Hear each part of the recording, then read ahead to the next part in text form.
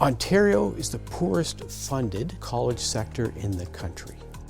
The college sector in Ontario needs reliable, robust funding.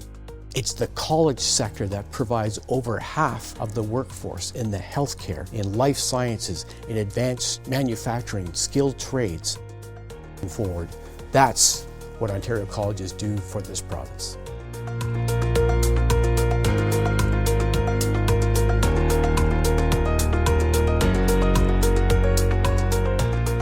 Hello, London.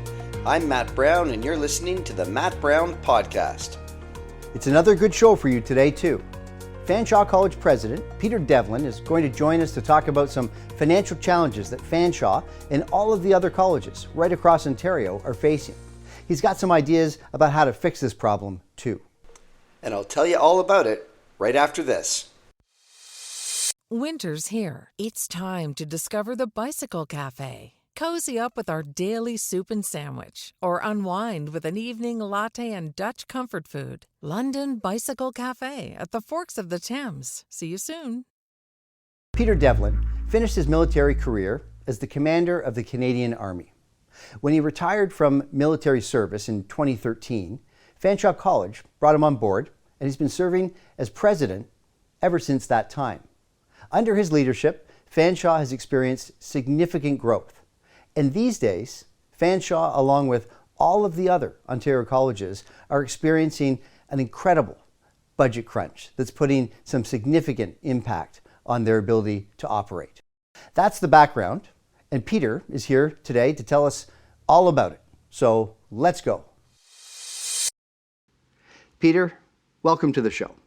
Matt, thank you. Great opportunity to be here with you. Thank you. I'm really thrilled that you could make it. You've been pretty active in the community, speaking with politicians at the provincial level about Fanshawe College, about all of the colleges here in Ontario. In a nutshell, what's your message? The college sector in Ontario needs reliable, robust funding. We are central to the economies and to the strength of communities across the province. We provide the skilled labor that propels our economy forward and is central to the Protect Ontario plan. It can be hard to talk numbers on television, but I wonder if, in a nutshell, you could give us a sense of what Fanshawe's budget pressures look like these days and what all of the colleges' budget pressures look like. So Fanshawe College is working through a significant deficit now, a deficit that's projected into the out years, and the reason is because we are poorly funded. Three reasons. Firstly, poor provincial funding. Secondly, a tuition that was dropped by 10% in 2019 and frozen. And thirdly, the federal government's cap on international students. I'd like to point out, Matt, that Ontario is the poorest funded college sector in the country. We receive 44% of the national average. That translates into $7,700 less per student than the national average. So we're really talking about a triple threat here. Tuitions have been frozen since 2019. They can't go up. You're looking for funding from both upper levels of government, and you're running a deficit. How are you managing all of that? So all 24 colleges are in the same boat. Fanshawe College has permanently suspended 40 programs. We're in the midst of reducing our workforce by 400 positions. And sector-wide, we're talking over 600 programs and over 8,000 full-time positions that are being eliminated because of the funding circumstances and the financial sustainability issues that the sector wrestles with. Wow, that is significant, not just here in London and region, but right across the province.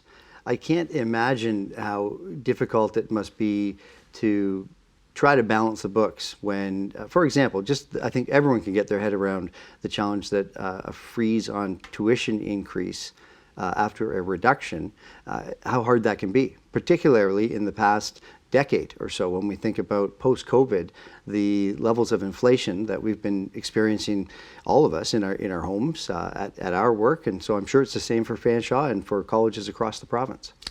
It absolutely is, Matt. Inflation costs per domestic student, they go up $600 every year. And so that's the reason why we have been struggling, and the college sector needs $1.5 billion to be able to just sustain ourselves and provide the programs and the opportunities that the province needs. You know, it's the college sector that provides over half of the workforce in the healthcare, in life sciences, in advanced manufacturing, skilled trades, all things that are important to our economy, all things that are vitally important to our productivity, and we respect the Protect Ontario plan, and we're central to it.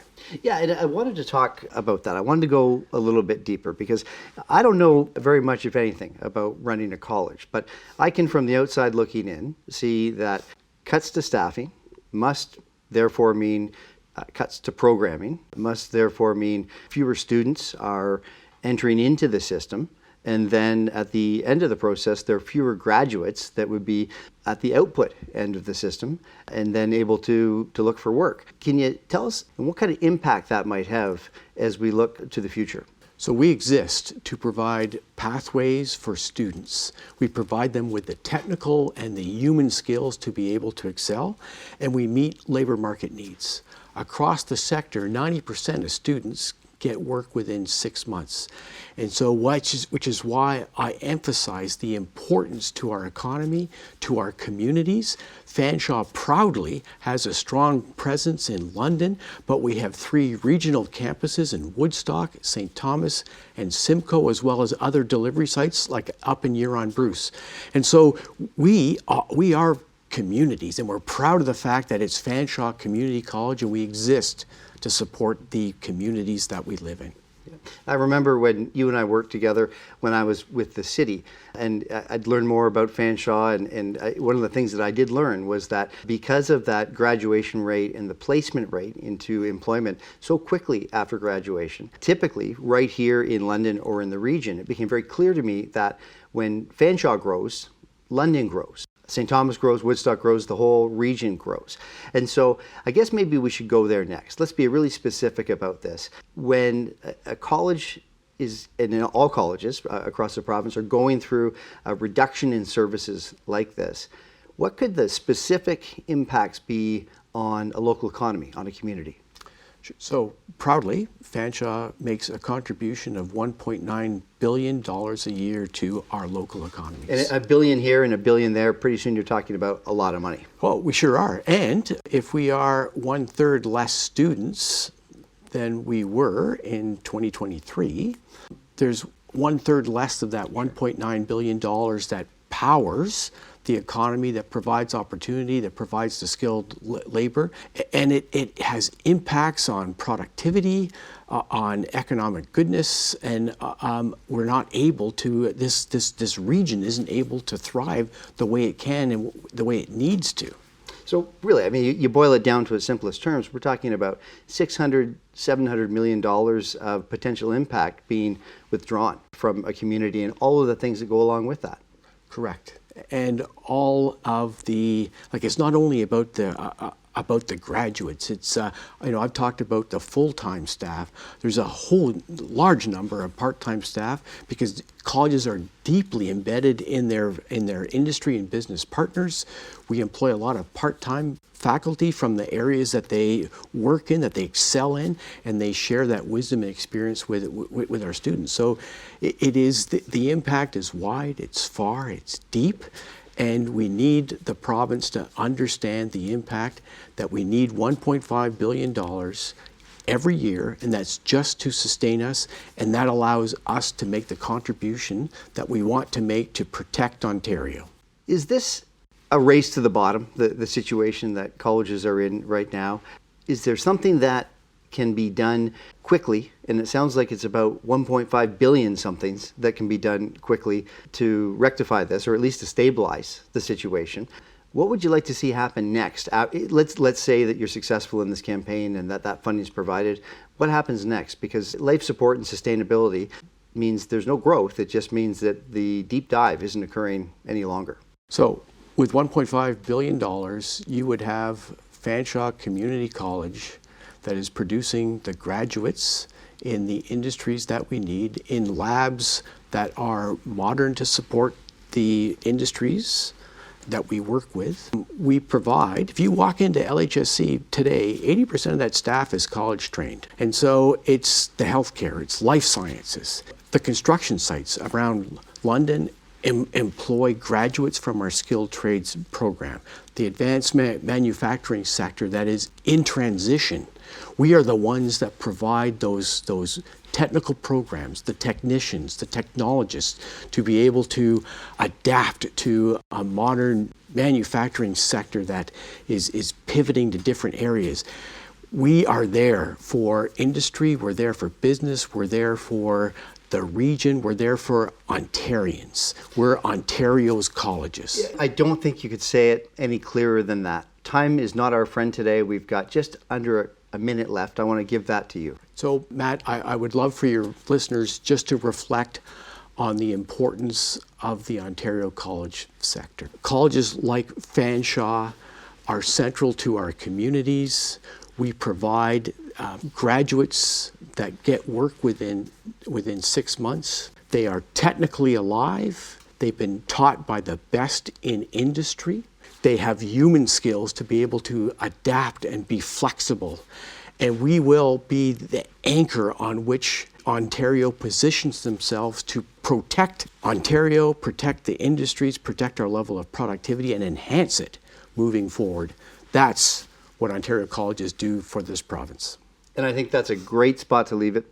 Peter, thank you so much for your passion, for your leadership, and for joining us here on Newsmakers today. Matt, thanks for the opportunity. And we'll be back to close out the show right after this. Winter is here. Time to discover Bicycle Cafe. Cozy up with our daily soup and sandwich, or unwind with an evening latte and Dutch comfort food. London Bicycle Cafe at the Forks of the Thames. See you soon. And that's the show.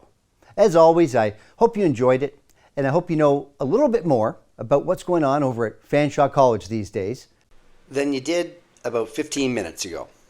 Thanks to Peter for joining us today, and thank you for tuning in. Like I always say, this show is for you. In fact, we couldn't do it without you.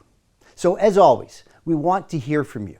You can write to The Matt Brown Podcast at gmail.com. tell us what you think. Tell us what you'd like us to cover in a future episode.